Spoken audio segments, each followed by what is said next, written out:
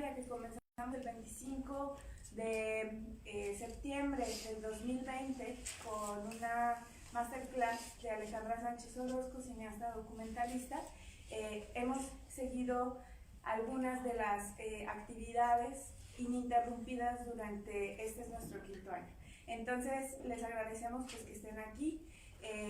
También es importante para nuestras compañeras del Centro de las Artes y la Cultura pues saber que hay personas no solamente interesadas en su producción artística y de crítica, sino que también se pueden realizar otras actividades para poder retroalimentar justamente esta producción, teoría y pues ensamble que tratamos de hacer en la Feminal.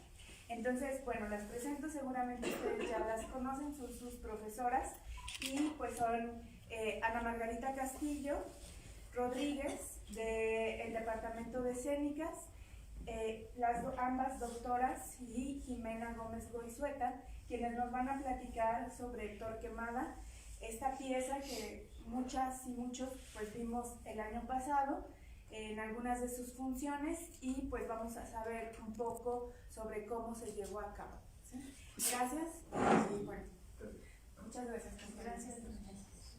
Bueno, pues vamos a empezar. Muchas gracias por darse este espacio para contarles un poquito de Torquemada. Esta obra justo la estrenamos el año pasado, ya no recordaré las fechas, pero es una adaptación de un texto original de Augusto Boal. Y bueno, hace ratito platicaba que es una obra que tiene como, no sé cuantitativamente porcentajes, pero hay una parte del texto original del autor y otra reescritura que hicimos en colaboración con Pablo Avilés, que también es profesor de la licenciatura en actuación, egresado de gestión cultural también, muy ávido también de los procesos dramatúrgicos. Y entonces, bueno, hicimos este ejercicio de dramaturgismo, de escribir estas escenas.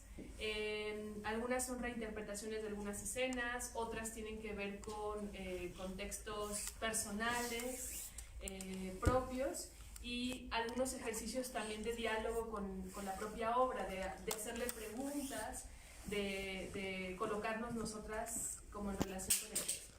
Entonces, pues eso para iniciar. Es una obra que nació con esta colectiva que se llama La Ruda Teatro. Es un proyecto autogestivo que sí tiene, digamos, en su coproducción con el Centro Cultural Helénico, que tiene una convocatoria anual que se llama Premio a la Producción, que nos permite pagar honorarios y parte de la producción del montaje. Próximamente tenemos funciones en el Centro Cultural Helénico en la Ciudad de México y volveremos a hacer funciones también, por si no lo han visto, el comercial. Y luego les cuento. ¿Y qué más? Bueno, es importante decir que estamos juntas porque también nuestra relación con el texto viene de antes, ¿no? Cuando yo estaba estudiando el doctorado, la doctora Jimena era mi tutora del doctorado y escribimos un texto que de hecho viene también antecedido por un seminario también del doctorado, que es un análisis crítico de la obra original. Es un texto que publicamos hace como 3 años, como 4, ¿verdad? Como 4. Sí, y es un texto, digamos, mucho más cercano a pensar en los ejercicios que nos propone la obra, en tanto como estas estrategias para hablar de la tortura y de la violencia ejercida por el Estado en un espacio de censura radical, ¿no? Que le implicó pues, ser preso político y exiliado. Entonces, pues esas estrategias tienen que ver con el uso de la ironía, con el uso de un humor muy particular y con unos recursos también muy ligados al teatro de Bertolt Brecht, al teatro didáctico, épico didáctico que propone Bertolt Brecht, como parte de esas estrategias, ¿no? Y después viste la obra. Sí.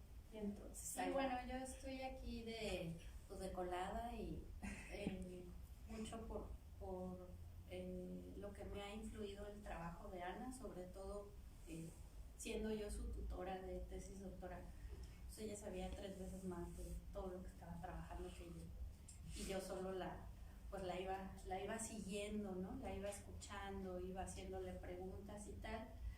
Y bueno, como yo en mis tiempos mozos, cuando era joven como ustedes, hacía teatro y pues el teatro siempre me ha gustado mucho, tan es así que no lo he dejado de trabajar, aunque sea desde la academia, pues por eso estoy aquí involucrada.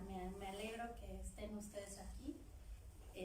También lo digo por mis estudiantes de letras, porque si bien en el ámbito de la crítica literaria el teatro juega un papel importante desde el punto de vista de la dramaturgia de un texto, que pues es el caso con esta obra, pues en nuestra carrera es poco trabajado, poco estudiado, poco entendido, hay poco diálogo dentro del salón de clases en relación con el teatro, y pues no se diga en relación con este tipo de teatros, que bueno, cabe señalar que mis estudiantes de letras que están aquí, que son poquitos, debería de haber más, ya tienen un antecedente de Augusto Boal, porque leímos en teoría 1 el ensayo sobre el sistema trágico coercitivo aristotélico y el ensayo sobre Hegel y Brecht, entonces ya tienen una cierta contextualización.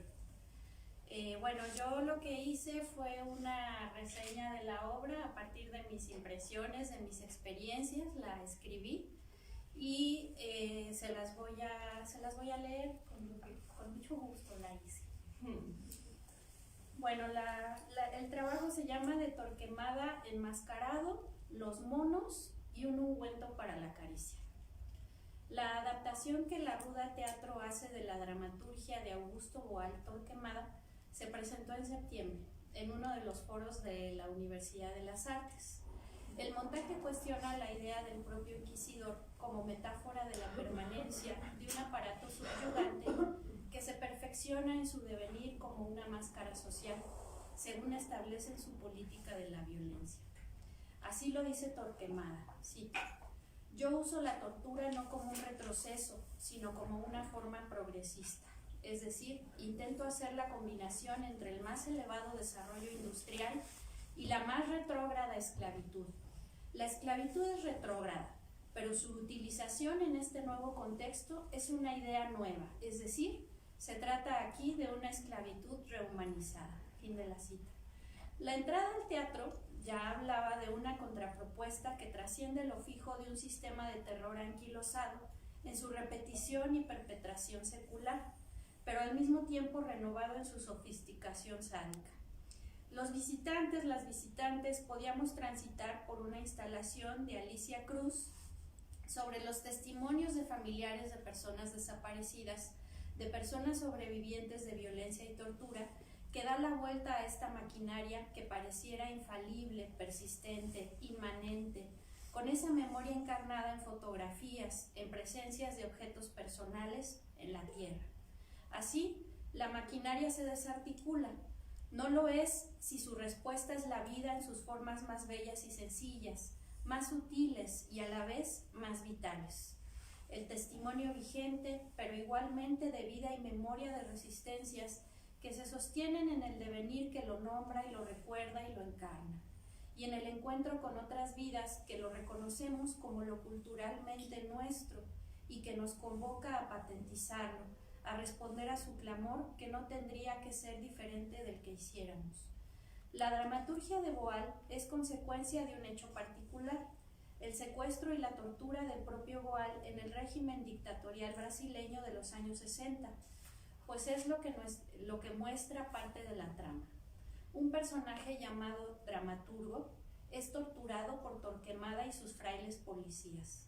Frailes en tanto que actualizan el viejo sistema medieval de la Inquisición, policías en tanto que encarnan con sus acciones el funcionamiento típicamente básico del aparato policial. Pero al mismo tiempo, y en buena medida a partir de la afiliación entre las propias propuestas de Boal con su teatro y el teatro de Bertolt Brecht, la dramaturgia se propone como un referente o un punto de partida para situarla en su historicidad, Es decir, que en el devenir del tiempo en el que aún existen estos regímenes de muerte, pueda encarnar en esta dramaturgia desde sus propias coordenadas. En este sentido, La estructura del texto alterna entre las escenas propiamente policial-inquisitoriales de tortura y episodios de noticiosos de exhibición de los medios de comunicación, informando y desvirtuando información sobre hechos que sostienen o se contraponen simultáneamente a estos regímenes. En el seguimiento y apropiación de esta propuesta dramatúrgica, las muchachas de la Ruda Teatro sitúan y actualizan esta estructura en nuestro propio territorio y en nuestro devenir histórico, indagando en la intrahistoria a través de la visibilización documental y testimonial de historias particulares de vidas de personas señaladas como subversivas, violentadas, desaparecidas, encarceladas, asesinadas y sepultadas por la información mediatizada, pero que permanecen allí en la llaga de la tierra y de las personas, de los familiares, amigos que las recuerdan y de las propias personas sobrevivientes. Las escenas de tortura entre los policías Frailes y Torquemada tristemente representan la todavía permanencia de esta maquinaria hasta nuestros días y en nuestros contextos. Y las escenas noticiosas, que tienen carácter de documental, memoria y denuncia de impunidad, nos sitúan en nuestro devenir histórico y dejan en evidencia la importancia de la construcción y la reconstrucción de la memoria. Las escenas de tortura llamaron particularmente mi atención, pues en cuanto se presentaron vino a mi mente el apando de José Revueltas. Los policías frailes se movían, actuaban como los custodios que Revueltas retrata en ese relato carcelario de personajes presos en el Lecumberri de la segunda mitad del siglo XX mexicano, a quienes el narrador llama monos. Los movimientos de las actrices encarnando esta máscara me evocaron a los monos del apando. La imagen exponenció su violencia para mí al venirme libremente esa asociación. Lo terrible de ello es la permanencia de esa violencia como algo que, decía, parece inmanente, desde los remotos tiempos inquisitoriales hasta ahora que se actualiza y permanece. En el apando hace referencia a los monos como a seres antropomórficos, cito el texto, varados en el punto mismo que marca el primer instante del universo. Fin de cita. Pero también se observa la inconsciencia de su propio encierro. Los monos son, dice Revueltas, tan estúpidos que no se dan cuenta de que ellos también están cautivos. Y así abre el relato del apando. Cito: estaban presos ahí los monos, nada menos que ellos, mona y mono, bien, mono y mono, los dos, en su jaula, todavía sin desesperación, sin desesperarse del todo, con sus pasos de extremo a extremo, detenidos pero en movimiento, atrapados por la escala zoológica como si alguien, los demás, la humanidad, impiadosamente ya no quisiera ocuparse de su asunto, de ese asunto de ser monos, del que por otra parte ellos tampoco querían enterarse.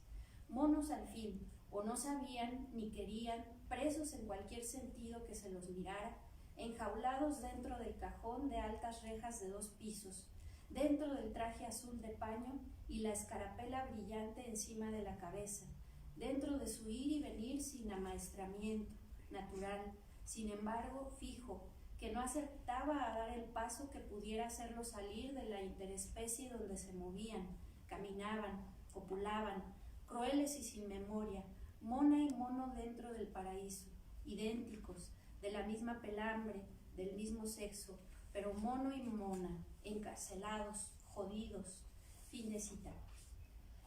Algo parecido pudiera ocurrir con los policías frailes y hasta con los industriales, personajes que evocan la presencia intervencionista desde el financiamiento económico del gran capital para sostener esta maquinaria, que como en el caso de los monos del apando, incluso termina devorándolos a ellos, que no a Torquemada, quien se muestra como esta suerte de arquetipo de destrucción de la vida.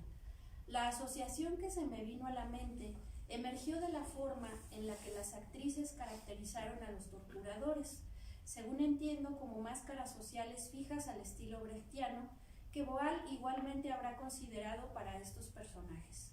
De cualquier modo, la asociación que se me presentó no me parece casualidad o baladí. pues lo que leemos o vemos en la película, si quieren ver la película de Lapando, lo que vemos en el Lapando es la brutalidad de la tortura por parte de los custodios carcelarios hacia los personajes encerrados en el Lapando, en el marco de un encierro que va más allá del instrumentado por las acciones de los propios custodios y que se podría considerar producto de una conducta mecanizada por estéril y sin ningún sentido más que el de la destrucción de la vida, desde una conducta que por estar mecanizada ya contiene en sí la destrucción o la parálisis o la ausencia de vida y por ello de sentido. Así, no solo los personajes encerrados y violentados en el Lapando sufren de ese aprisionamiento, sino también los propios personajes custodios con sus acciones mecanizadas y enajenantes.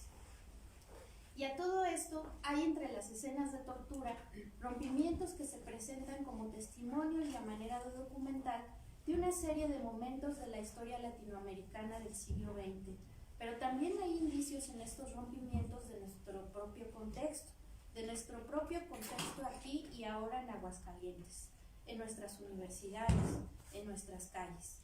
La represión a las participantes en la marcha del 8M del 2023, despidos injustificados de profesores en la Universidad de las Artes, o más bien por la llegada de bandadas políticas para darles esos puestos, los supuestos suicidios de mujeres que esconden en realidad feminicidios, la represión a las compañeras de la Normal Rural de Cañada Honda, el linchamiento social por la radio y la represión a los compañeros de otras normales que vinieron a apoyarlas, la opacidad en los procesos de denuncia, de acoso y violencia al interior de las universidades, todo ello está aquí presente. Y me pregunto, ¿cuál es la propuesta? Ana ha comentado que en este teatro de Augusto Boal no es suficiente con el acontecimiento teatral para incidir y en todo caso lograr una transformación político-social. Se necesita de un proceso constante de ininterrumpido de militancia que acompañe al teatro o que dé sustento a este teatro. ¿Y cuál es la propuesta entonces? La obra se presentó en el marco de ser acreedora a un premio para producción escénica en el 2024 por parte de la Secretaría de Cultura Federal. ¿Cómo es que se puede presentar una obra con estas características de denuncia dentro de un programa o unos programas que mediatizan las denuncias y cuya función se realiza en espacios institucionales, aquellos que son parte de la perpetración de esta maquinaria? Bueno, tal vez esa sea la clave. Bárbara Santos dice en su libro de Técnicas del Teatro del Oprimido que en un momento dado, cuando este teatro estaba emergiendo, su ejercicio político-estético se presentaba como era pensado e iba hacia ese destino. Pero había que cambiarle el nombre para que fuera permitido, para que no hubiera sospechas de subversión, de eso que Torquemada y sus frailes policías monos llaman ser subversivo. Dice Torquemada, este país no es Cuba ni Rusia, aquí no se encarcela a los intelectuales porque sean intelectuales. No, señor, usted no está preso por sus obras de teatro, aunque ellas no me gusten, no es eso por lo que usted esté preso. A propósito de la propuesta de la Ruda Teatro con esta obra, quisiera comentar que cuando las actrices hicieron un rompimiento final para preguntarnos a la audiencia allí reunida, entonces, ¿qué hacer con la figura de Torquemada, con tanto mono, con tanta desaparición forzada, con tanta violencia de baja intensidad, tanto golpeteo, tantas condiciones de precariedad causadas por los dueños del dinero, que a final de cuentas terminan siendo monos también de Torquemada? Desde la propuesta brechtiana, la opción es causar enojo en la audiencia para que ésta se levante de la butaca y lleve a cabo la transformación. Desde el teatro de las personas oprimidas, la revolución se hace en escena para luego llevarla a la vida. Quiero comentar el caso de un querido amigo que vive en Michoacán y sus condiciones de vida son ciertamente precarias. Tiene 2 trabajos que le ocupan todo el día y a veces hasta 3 cuando es necesario. A veces trabaja los domingos, mantiene a sus 2 pequeñas y apenas le alcanza para decidir o dividir la semana entre los días que regresará caminando a casa mientras fuma un cigarro y los días que regresará en camión pero sin fumar y otras cosas más. Él me decía que nada de resistencia, que la solución está en la transformación social. Tiene 41 años y apenas terminará la licenciatura en psicología, pero posee mucho conocimiento intelectual porque comenzó a leer ávidamente a los 14 años y luego durante su juventud hizo activismo en la educación. Y me decía un poco apenado que sabía que no había sabido capitalizar sus conocimientos, que para qué tanto saber si no ha sabido qué hacer con eso. Insistía en la necesidad de una transformación social basada en los planteamientos del marxismo-leninista, pero al mismo tiempo él lleva una vida, si bien de explotación laboral y esfuerzo excesivo, casi despersonalizada. Además de mantener a sus niñas, las ama con locura y las trata con una ternura y un cuidado que contagia de ternura y cuidado a quien les ve. Esa es la propuesta de la Ruda Teatro, un ungüento para que no muera la ternura, para que aflore, resista y en todo caso sea capaz de transformar las condiciones de vida que permiten operar aún la maquinaria de Torquemada y así que la vida siga en pie y no solo como un acto de resistencia, sino de vitalidad y ternura, íntimo, personal y en todo caso colectivo. Muchas gracias.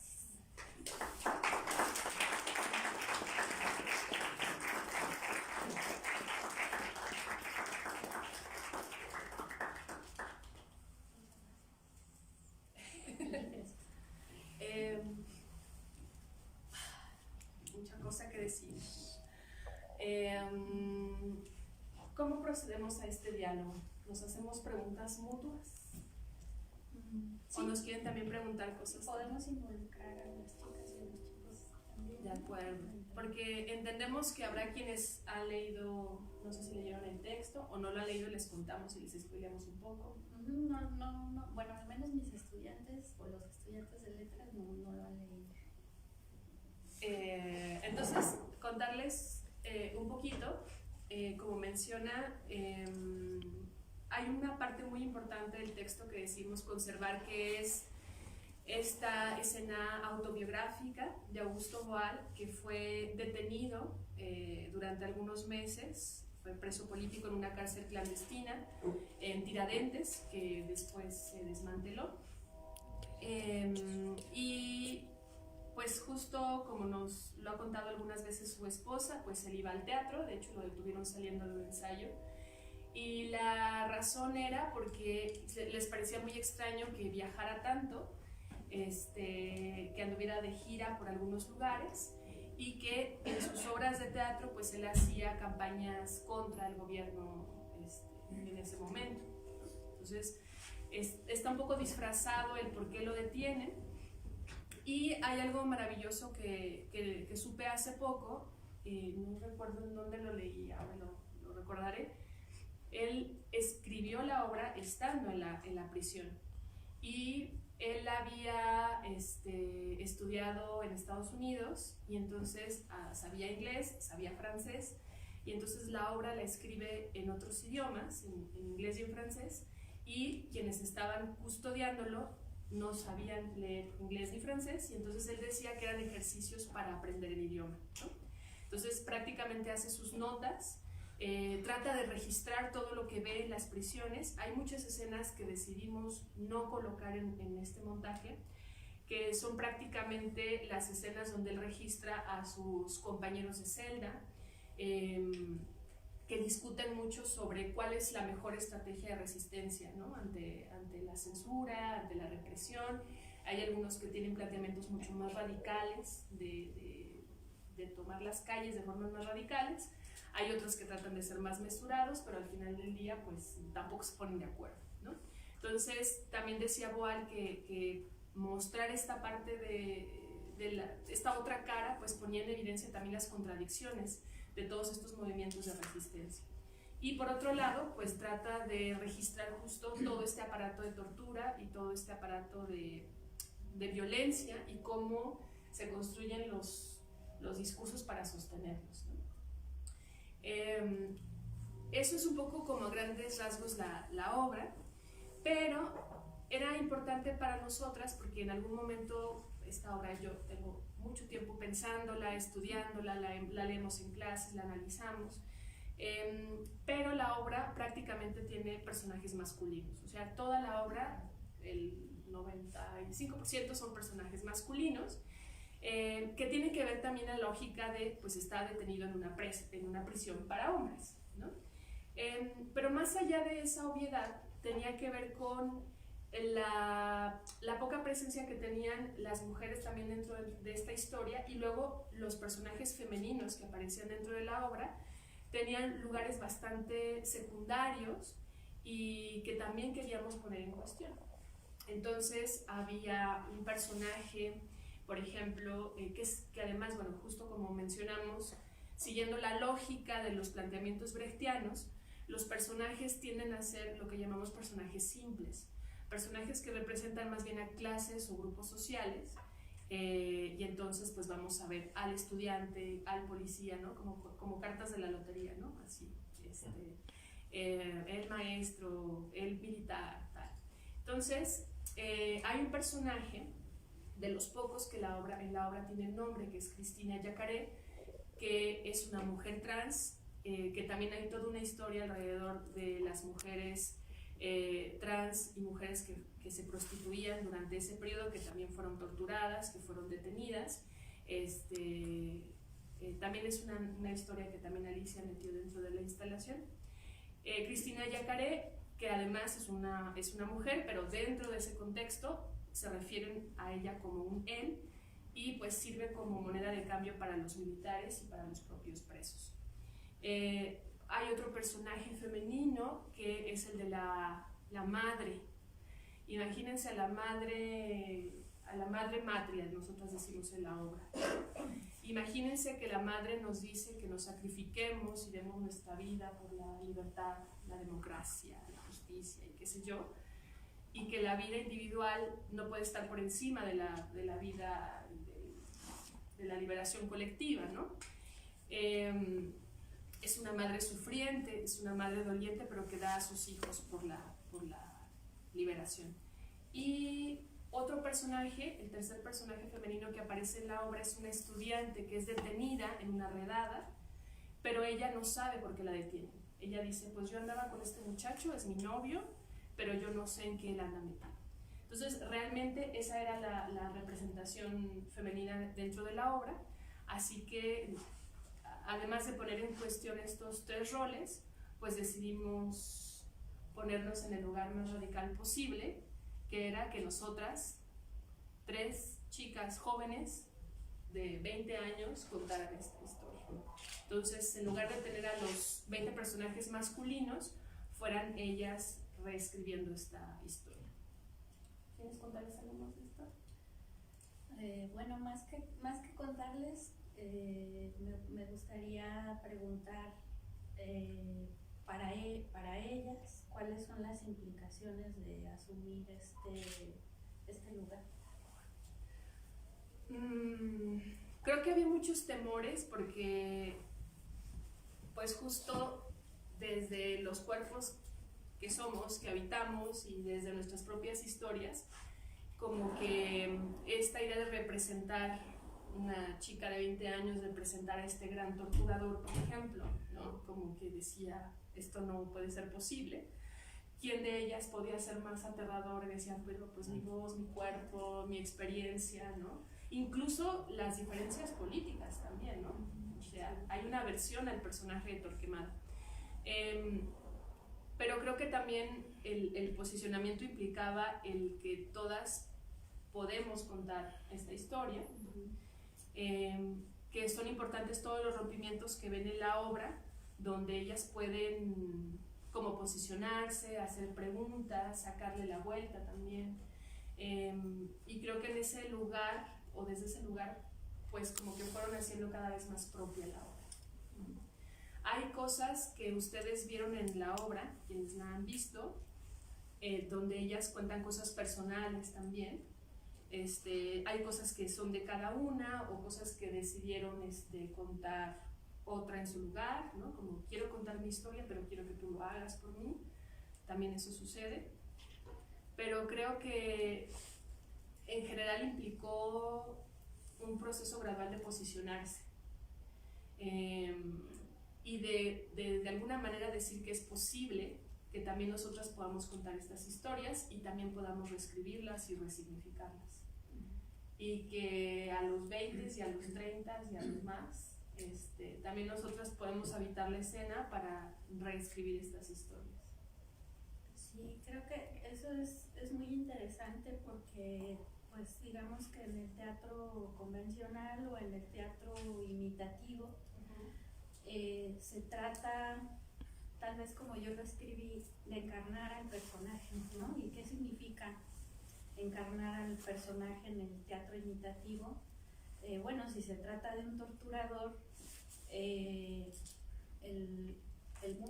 mundo del teatro convencional, imitativo, dirá, bueno, pues no puedes poner como actriz a una muchacha de 20 años, universitaria y tal, porque de ninguna manera nadie le va a creer, nadie le va a creer que puede encarnar a un torturador, que puede encarnar a una figura tan enteléquica como la figura de Torquemada, que pues algo interesante en ese sentido es que la figura de Torquemada no es propiamente un personaje de carne y hueso, ¿no?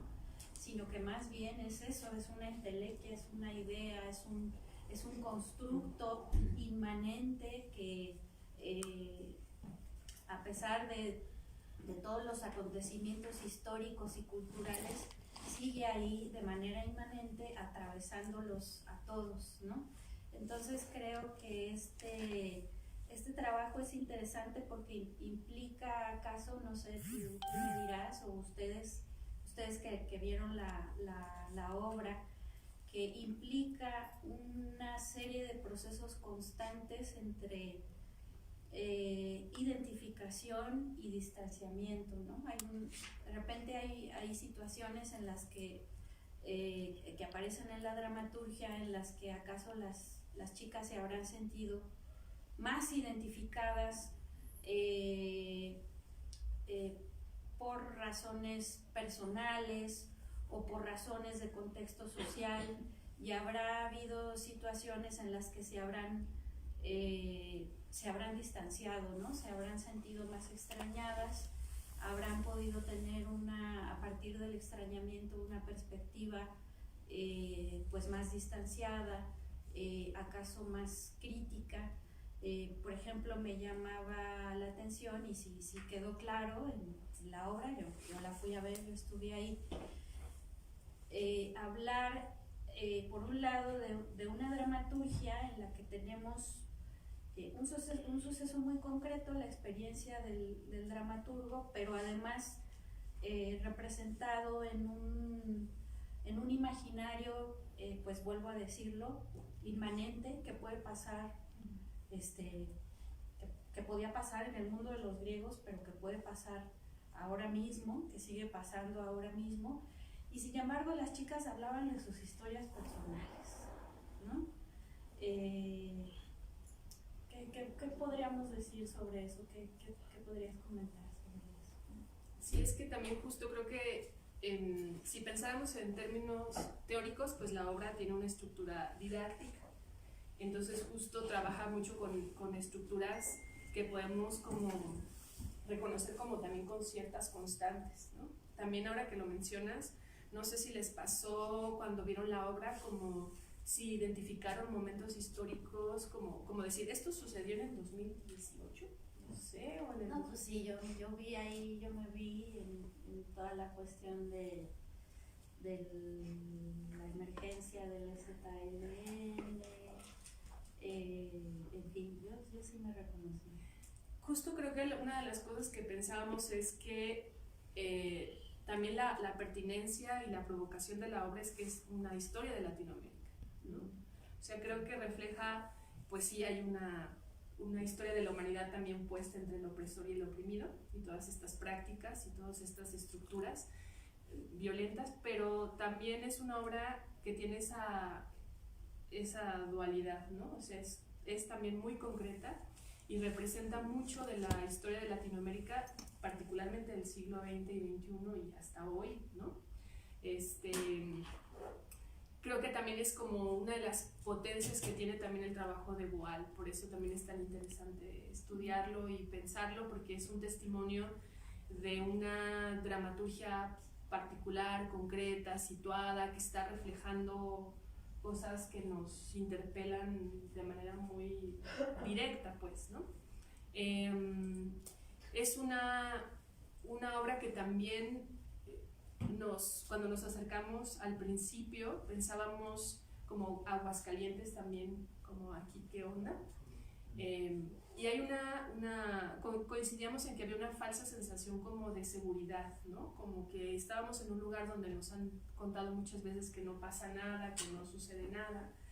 Y también la obra nos confrontó mucho porque en el fondo todas sabíamos, y lo sabemos, que todo lo que está puesto en esa obra y en esas ficciones también, pues están sucediendo, ¿no? Y en realidad de maneras mucho más cercanas de lo que imaginamos.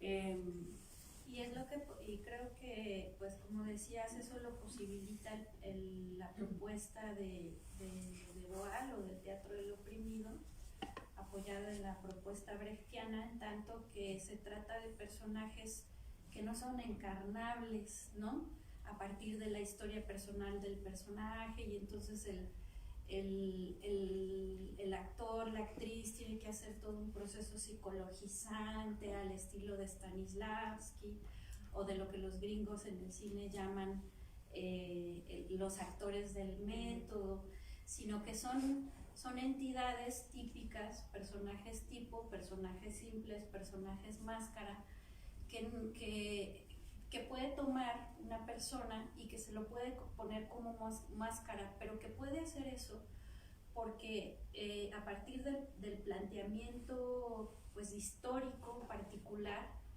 y con base en estas figuras inmanentes, lo podemos colocar desde nuestra propia historia, y entonces resulta que hay el reconocimiento de nuestras condiciones de vida, actuales, más personales, pero también del ámbito social, de las afectaciones económicas, de los espacios comunitarios, ¿no? Entonces eso le da al texto la posibilidad de actualizarse cada vez, y de que en esa actualización haya un reconocimiento personal, pero también un reconocimiento social, ¿no?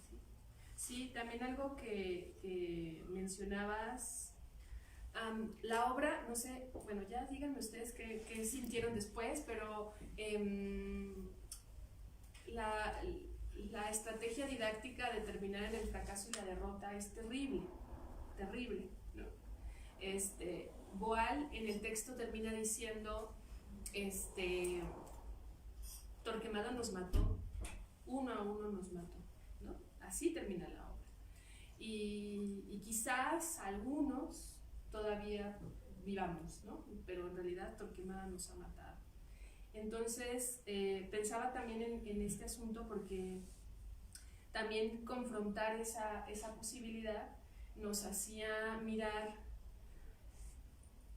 Quizá Boal en ese momento estaba un poco más decepcionado y estaba en una condición más extrema que no le permitía reconocer muchas cosas, pero nos hizo mirar también prácticas de resistencia importantes, ¿no? Entonces, si vieron en la obra estas intervenciones audiovisuales, documentales, también eran para nosotros ese aire, ¿no? O sea, no son escenas reconfortantes para nada, porque finalmente pues son escenas de denuncia de la impunidad, y que además ni siquiera se podían hacer o se pueden hacer lo suficientemente públicas, porque entonces te cae la chota, ¿no? Y a lo mejor la obra termina siendo censurada, ¿no? Sí. Bueno, ya luego les contaremos de la censura de la obra, pero... Porque ¿De una vez? Sí, chisme, spoiler, nada más se van a enterar los del Facebook, pero sí también nos censuraron algunas cosillas. No censuraron, más bien se asustaron. ¿Quiénes? Pues algunas personas que se encargan de algunos institutos de cultura, digamos, ¿no? Justo, pero también es interesante porque como uno le saca la vuelta, pues es que no van al teatro. Entonces, resistir también, ¿no? Infiltrarnos en el sistema, habitar esos espacios, porque también es importante decirlo, a mí me causaba mucho conflicto estar en el espacio de la sala de inmersión, ¿no? Porque de esa Universidad de las Artes corrieron injustificadamente a varios compañeros profesores de la licenciatura en Artes Visuales, entonces como que para mí era traición ¿no? O sea, porque decía, ¿por qué si no queremos estar con estas personas? Pero algo que también Alicia me decía era como, pues es que este espacio también es nuestro, ¿no? O sea, estos espacios también nos pertenecen y también hay que habitarlos y también hay que hacerlos propios, ¿no? Y resignificarlos también. Entonces, creo que fue mucho, y en gran medida Alicia, estaba Gonzalo, estaba Luis y lo platicamos, porque yo decía, yo aquí no, pero fue también creo que importante ese ejercicio de resignificar el espacio. Por supuesto tenemos aliados y aliadas también infiltradas en la institución que también nos permiten como esquivar esos mecanismos de censura, y que también ponían en evidencia algo que sabemos, o sea, igual también lo decía en el estreno de la obra, publicó una columna en un periódico y el encabezado decía, esta obra es peligrosa, ¿no? O sea, esta obra es peligrosa, pero más peligroso es que, más peligroso es todo esto que estamos viviendo, ¿no? Entonces, pues nos puso en evidencia que la obra, a pesar de la distancia y a pesar de muchas cosas, pues seguía siendo una obra peligrosa, ¿no? Por la incomodidad que estaba generando. También nos reconocimos autocensurándonos de ciertas cosas, también es cierto. Creo que estamos también en ese proceso de seguir pensando en la reescritura y en seguir incorporando elementos. Pero bueno, era importante no quedarnos con la sensación de que todo está perdido, ¿no? Y de que Torquemada nos mató, sino más bien dar la vuelta y pensar en todas estas estrategias de resistencia, incluso nosotras también, pues desde montar esta obra, reescribirla y ponernos ahí para hacerlo. Sí, y bueno, cabe señalar que adelante, ya tenemos una manita. Quería preguntarle sobre la autocensura, cómo se percataban sobre qué se autocensuraba. Yo creo que hay unas cosas, no sé, en las escenas finales, ¿vieron la última escena donde hay unos videitos de fondo? Que hay unos personajes que son unos presidentes de varios países de Latinoamérica, dictadores y presidentes de México y César Díaz Ordaz. Ajá. Y había un video que se agregaba de una intervención, bueno, esto tiene que ver con la pieza de Juan que hizo de Juan Vizcaíno, de un performance que hicieron en la Universidad de las Artes, que era un mural en una de las paredes que había en la licenciatura, y entonces había ¿cómo se llama? La exedra, donde está la aguilita y así, y decía, bueno, no decía Aguascalientes, me decía, no somos gente buena. Ajá.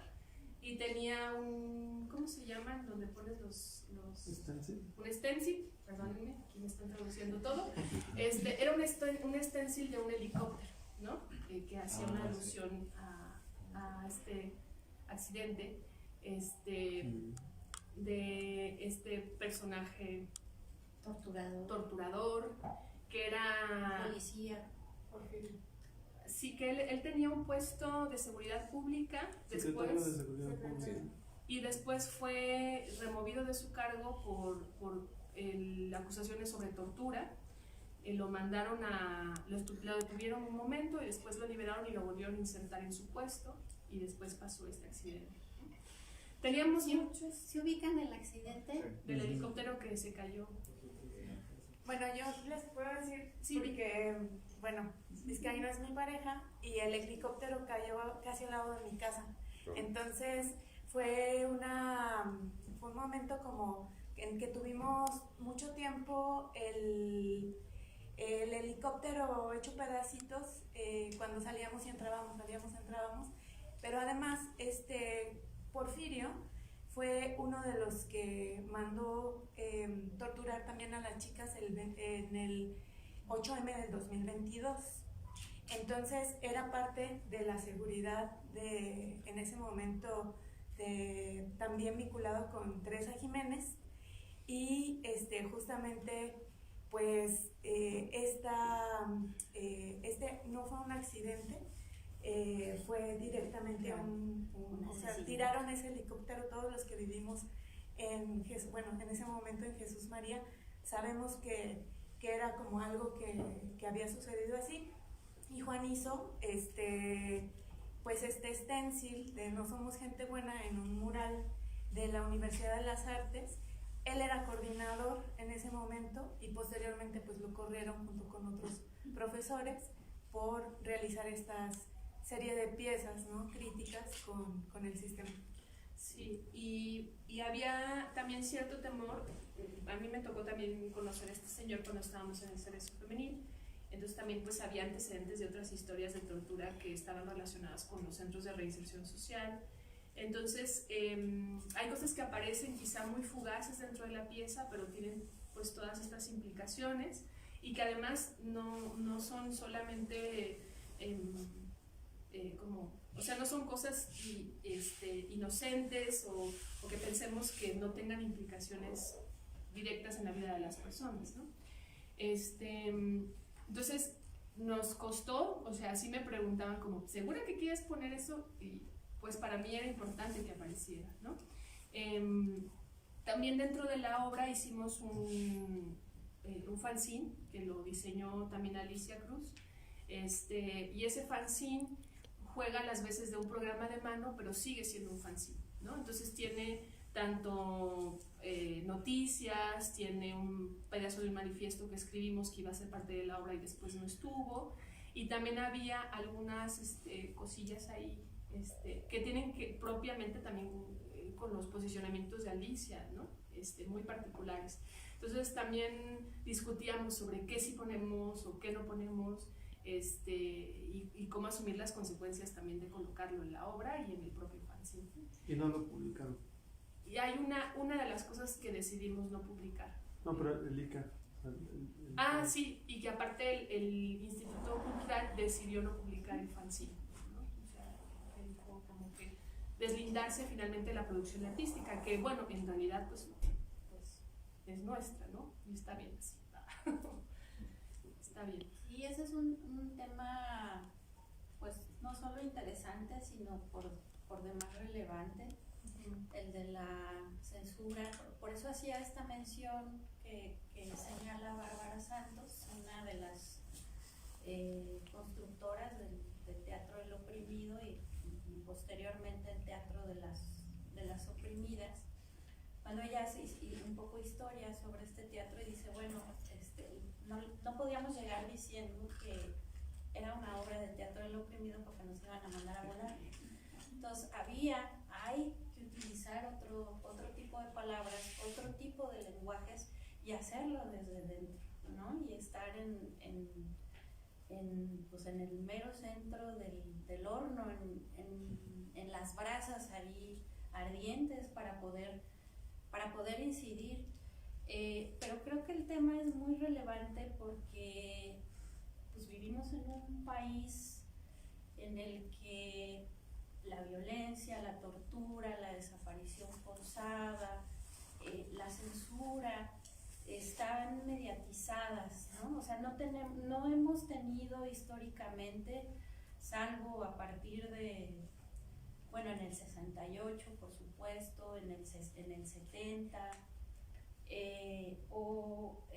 pues en las matanzas que hay al interior de la República, principalmente en comunidades indígenas, o a partir del régimen de Calderón con la guerra del narcotráfico, pero pues más bien tenemos una historia, a diferencia de otros países latinoamericanos, pienso en Cuba, pienso en Argentina, pienso en Chile, en donde ha habido regímenes explícita y abiertamente dictatoriales y de terror, ¿no? Y de desaparición.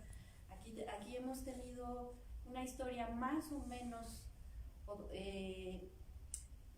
mediatizada en ese sentido, ¿no? Y entonces lo que tenemos son situaciones o guerras de baja intensidad, en donde la censura, pues si la comparamos con la censura, por ejemplo, en Cuba, pues no se manifiesta así, se manifiesta de una forma velada, mediatizada, sutil, y por lo tanto, pues ese discurso del poder que censura, en un momento dado o por su naturaleza parece ser mucho más complejo de combatir o de resistir o de contraproponer, para poder agujerearlo, ¿no? y mostrar ciertos resquicios que trasciendan esa censura. Y creo que pues en esta propuesta hay esa posibilidad, aún con todo y que hubo que considerar,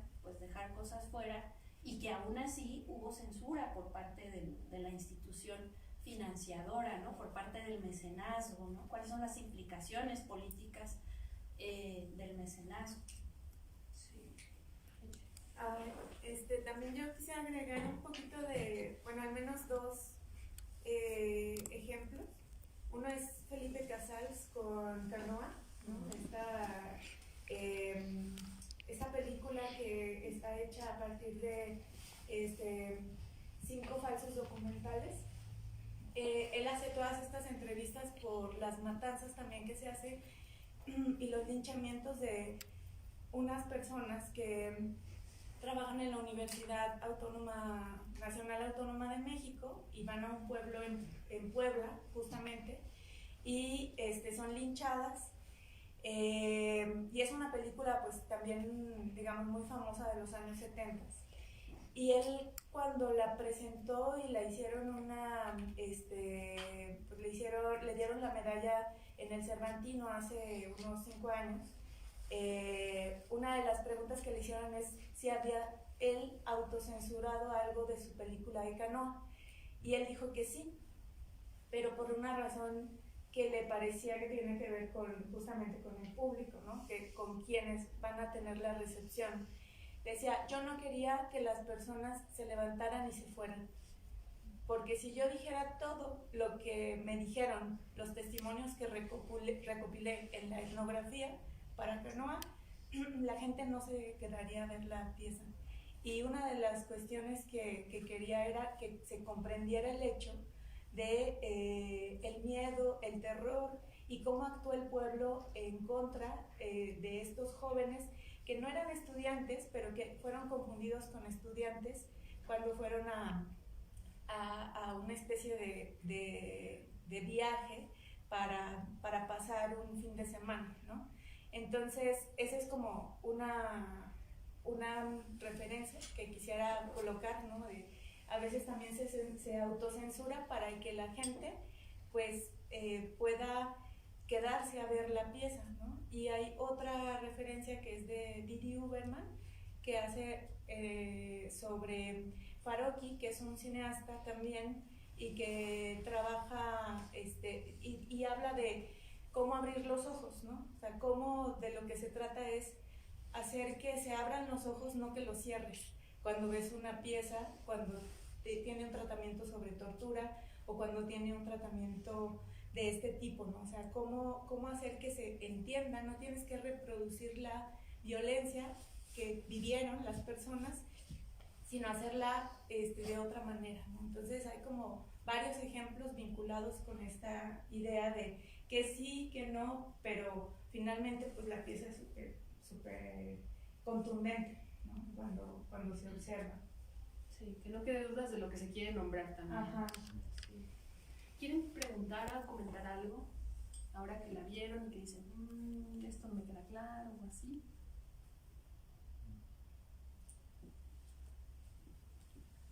Las chicas, los chicos de letras, que les contemos algo más para que les quede más. Bueno, ya mencionaron que adaptaron la obra a sucesos que han pasado aquí en el estado, ¿no? ¿Podrían mencionar alguno que otro además de la caída del helicóptero? Sí, bueno, hablamos de la marcha del 8M, hablamos Del despido, ¿no? De los profes de la Universidad de las Artes. de toda esta situación de la Universidad de las Artes, de los profesores de licenciatura en Artes Visuales. Hablamos también de como estas historias en realidad mucho más cercanas de abuso policial que también habíamos experimentado. Alguna de las más leves que compartimos era una que mencionan las chicas al final, de unos policías que detienen al Uber en el que iba uno de nuestros compañeros, y le roban el dinero al Uber, ¿no? Lo amenazan con que le van a sembrar droga, lo que sea, y a él lo dejan ir, ¿no? Pero después se encuentra con esos policías que los detuvieron al del Uber y a ella, y los encuentra en el desfile de la primavera, ¿no? Que son los policías que están cuidando ahí en Madero. Bueno, no sé si hablaron de cuando querían, yo lo mencioné porque creo que pues, es un ejemplo más, pero no sé si estaba presente esto que mencioné de cuando querían meter matrícula de hombres a la normal rural de Cañada Honda, pero más bien reduciendo la matrícula de mujeres, y hubo toda una mediatización. Me acuerdo que escuchaba esta estación donde un cuate, no sé cuál es, pero deja el micrófono abierto para que la población hable y opine, ¿no? Y hubo toda una campaña de mediatización para reprimir la resistencia de las chavas, y luego vinieron compañeros de otras normales rurales y la policía también los reprimió. No sé si eso estuvo presente. Sí, están presentes las compañeras de Cañada Honda también. No se nombran todas las historias, pero están atravesadas también, digamos, en la obra. También aparecen de manera indirecta también las historias compartidas también por personas privadas de su libertad, también el interior de los cerezos, que pues, compartieron en diferentes momentos y que tenían que ver con prácticas, no tendría ahora para nombrarlas todas acá, ¿no? Y bueno, y por otro lado, pues están estas otras referencias que no solo son de Aguascalientes,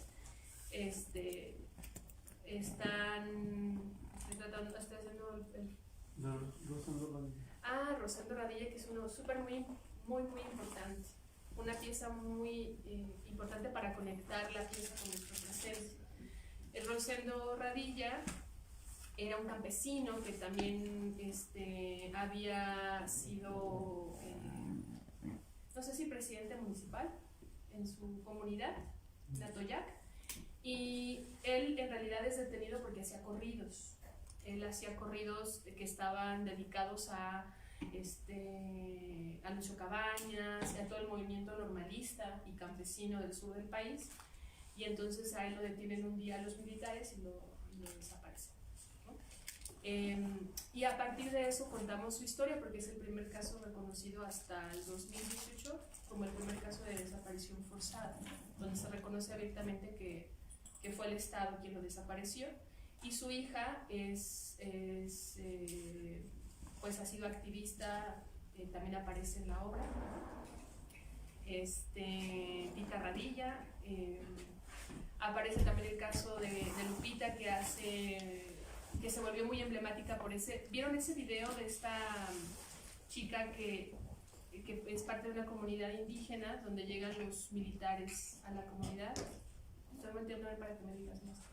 Sí, ella es sobreviviente de la matanza de Acteal.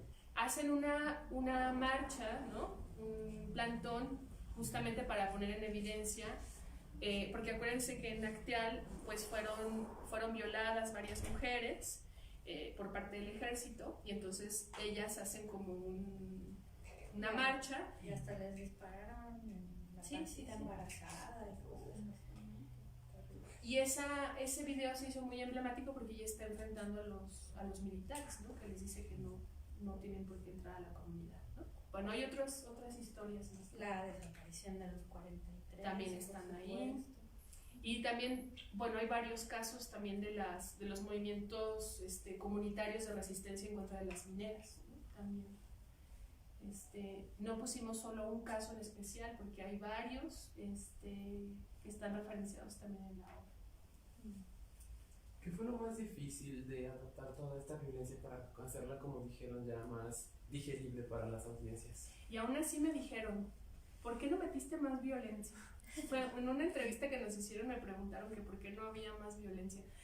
Y yo así, no, pues ¿ocupas? Le dije, ¿ocupas más? Que era un poco como, me parece una discusión también que no es para nada obvia sobre esto, y yo creo que tiene que ver con eso, con cómo presentarla, con la pregunta sobre si hay otras formas posibles de colocar en la escena estas narrativas, ¿no? Sin revictimizar finalmente a las personas que lo han vivido. Y creo que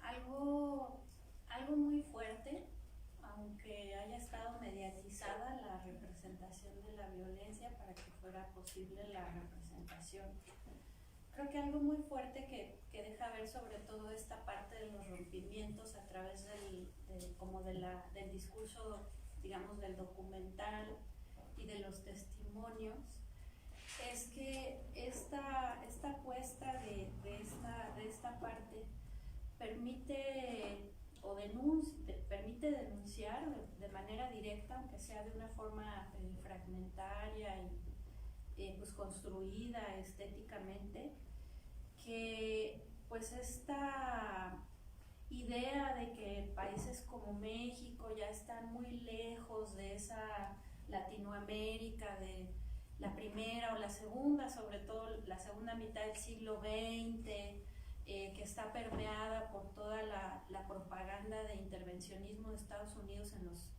países latinoamericanos, que México no fue la excepción, pero pues como dice el dicho, tan cerca de los Estados Unidos y tan lejos de Dios, que eso pues hace que aquí pues este tipo de intervencionismo sea pues más mediatizado, se pueda ocultar de mejor manera, pero hay como una especie, si quienes no han visto la obra, hay como una especie de devenir histórico en estos rompimientos del discurso documental y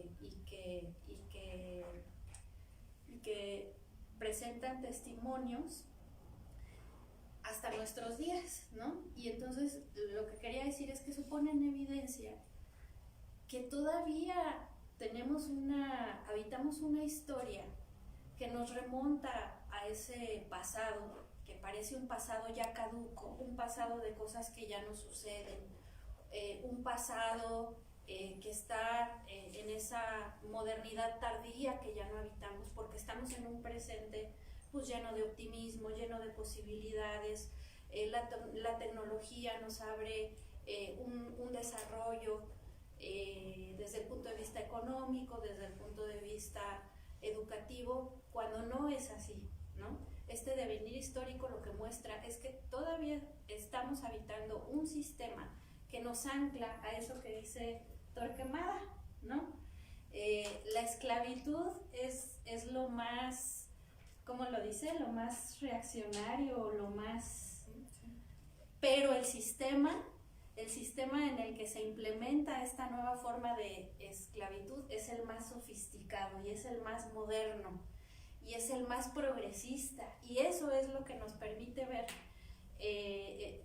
lo que podemos ver con estos rompimientos del discurso documental, ¿no? Que es muy muy importante, y que si no hay progreso y que si no hay condiciones de vida mejores, pues no es porque pues, la gente sea huevona y no trabaje, que es principalmente el discurso de la derecha, porque la gente se resista a la modernidad, sino porque hay todo un aparato y todo un sistema que sigue jalando hacia situación de vida, de precariedad, de violencia, de estancamiento, en fin.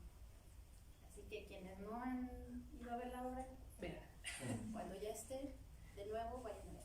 Van a salir ahorita los de octavo. Vayan. Muchas gracias por venir. Es que tienen que ir a su siguiente clase. Pero muchas gracias. Pues algo más que quieran ustedes comentar, preguntar.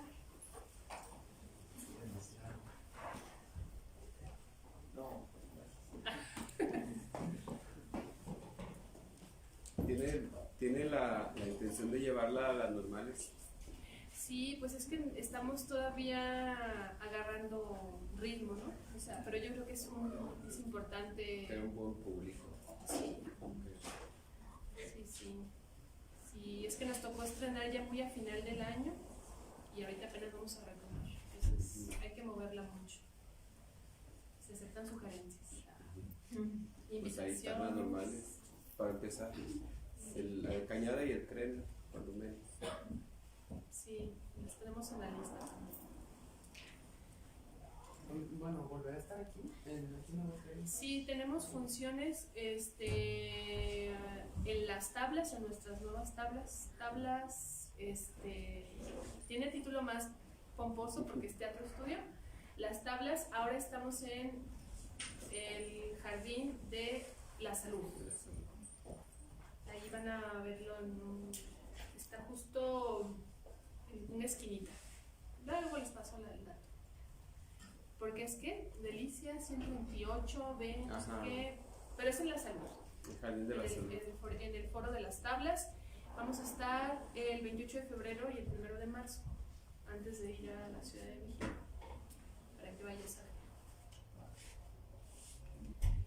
¿Alguna cosa que quieran nombrar, compañeros, compañeras de letras? Que también quizá creo que en la parte de hacer el ejercicio de la crítica de la obra, también algo que le quieran preguntar a su maestra.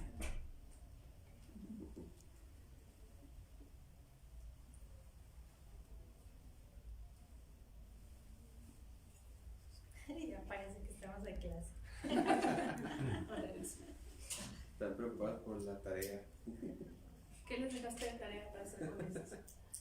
No, pues nada, yo no les dije, más bien fue a Adriana quien a través de mí les dijo que vinieran, pero claro que los voy a interrogar el día de mañana. Muy bien, muy bien. Sí, porque creo que es interesante que están como la doble, o sea, también en el texto que propones, tanto está el texto como la puesta en escena, y no son la misma cosa. Entonces también escribir un texto en relación a ello, porque también implica bastantes tareas. Pues no sé, ¿algo más que quieran comentar, preguntar? ¿Estamos? Creo que hemos terminado la sesión. Pues muchas gracias. Gracias por estar.